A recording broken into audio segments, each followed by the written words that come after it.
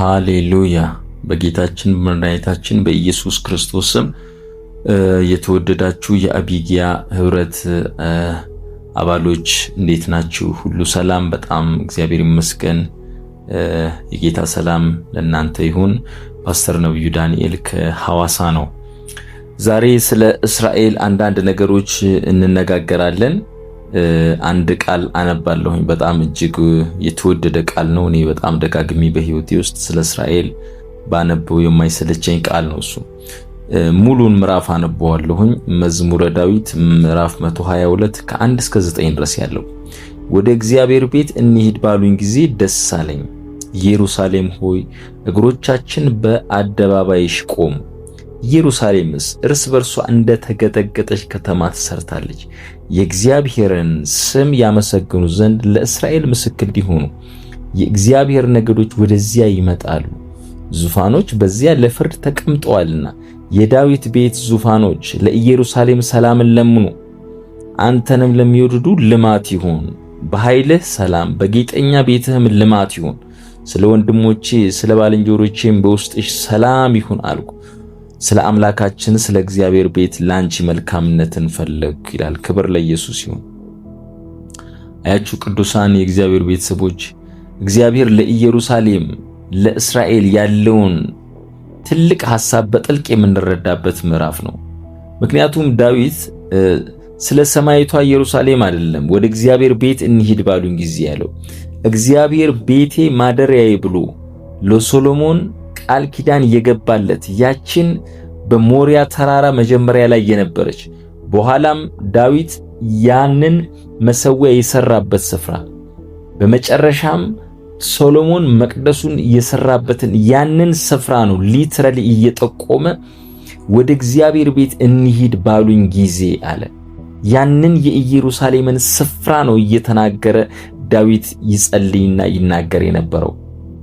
ለዚህ ነው ያችን የኢየሩሳሌም ስፍራ ኢየሩሳሌም እግሮቻችን በአደባባይ ቆመዋል። ቤት አደባባይ በዛ በኢየሩሳሌም አደባባይ እሷም ኢየሩሳሌም እንደተገጠገጠች ከተማ ተሰርታለች። የእግዚአብሔርንም ስም ያመሰግኑባት ዘንድ ይላል። ለእስራኤልም ምስክር ይሆኑላት ዘንድ ለምስክርነት ነገዶች ሁሉ ወዴት ይመጣሉ? ወደዚያች ወደ ኢየሩሳሌም ይመጣሉ ይላል። እግዚአብሔር ስለዚች ኢየሩሳሌም ታላቅን የተስፋ ቃል የተናገረባት ነው። ነገዶች ሁሉ አሕዛብ ሁሉ ተሰብስበው ወደዚያ ይመጣሉ። ዙፋኖች ለምን? በዚያ ፍርድ ይፈረድባቸው ዘንድ ተቀምጠዋልና። የማ ዙፋኖች? የዳዊት ቤት ዙፋኖች። የዳዊት ልጅ የሆነው ኢየሱስ ክርስቶስ 1000 ዓመት ሊገዛ ወደዚህ ምድር ሲመጣ በዚያ በዙፋኑ ላይ ስለሚቀመጥ ዙፋናቶች ሁሉ ለፍርድ ሲቀመጡ የዳዊት ቤት ዙፋኖች በዚህ ያሉ። የት? ኢየሩሳሌም ላይ። ዳዊት ይሄንን ሁሉ ራእይ ያየበት ነው። እሱ አሕዛቦች የሚመጡበት፣ ነገዶች የሚመጡበት፣ ዙፋኖች ተቀምጠው ፍርድ፣ የእግዚአብሔር ቤት ዙፋኖች፣ የዳዊት ቤት ዙፋኖች ፍርድ የሚሰጥበት ተገጥቅጣ የተቀመጠች ከተማ ኢየሩሳሌም፣ አደባባዮቿ ፊት ብዙዎች የሚቆሙባት ኢየሩሳሌም ይልና ቁጥር 6 ላይ ስለሷ ከተማ ስለ ኢየሩሳሌም ሰላምን ለምኑ ይላል። ጌታ የተባረከ ይሁን። ስለዚህ ኢየሩሳሌም ምንድናት? የነዚህ ሁሉ ነጸብራቅ ውጤት ናት። ዳዊት ይሄንን ካየ በኋላ ነው እሱ ስለ ኢየሩሳሌም ሰላም ለምኑ አለ።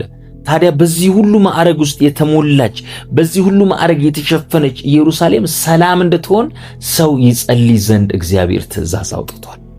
ክብር ለጌታ ይሁን። ስለዚህ ቅዱሳን የእግዚአብሔር ቤተሰቦች ስለ ኢየሩሳሌም እንድንጸልይ ታዘናል፣ እንድንማልድ ታዘናል፣ እንድንለምን ታዘናል።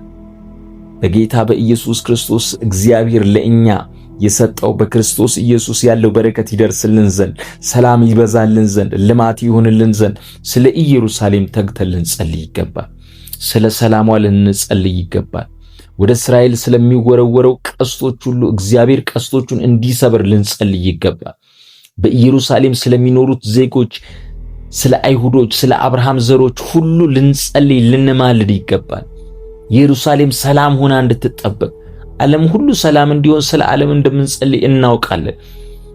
ያንን አንቃወም። ስለ ዓለም ሁሉ ጸላይ እንጸልያለን፣ ስለ ኢትዮጵያ እንጸልያለን፣ ስለ ዓለም እንጸልያለን። እግዚአብሔር ግን ስፔሻል በሆነ በቃሉ ያስቀመጣት ይችን ኢየሩሳሌም ሰላሟን ለምን የንጉሱ መቀመጫ ከተማ ናትና፣ ለምን የፍርድ አደባባይ መቀመጫ ከተማ ናትና ስለሷ ከተማ ጸልዩ ይላል። በዚህ መርህ መሰረት ነው አቢግያ የጸሎት ህብረት በርትተው ጠንክረው በዚህ በኢየሩሳሌም ከተማ ላይ ተግተው የሚጸልዩት። ስለዚህ ሌሎቻችሁም በዓለም ዙሪያ ሁሉ የምትገኙ ቅዱሳኖች ከዚህ ህብረት ጋር ሆናችሁ የዚህ አባል በመሆን ስለ ኢየሩሳሌም እንድትጸልዩ እንድትማልዱ ሁልጊዜ በእግዚአብሔር ፊት ጥሪ እናቀርባለን። አመሰግናለሁኝ። እግዚአብሔር አብስቶ ይባርካችሁ። ለዛሬ በቃናል። ሳምንት በሌላ እንደዚሁ አጭር ቃል እስክንገናኝ ድረስ እግዚአብሔር ከሁላችን ጋር ይሁን። ተባረኩ። አመሰግናለሁ።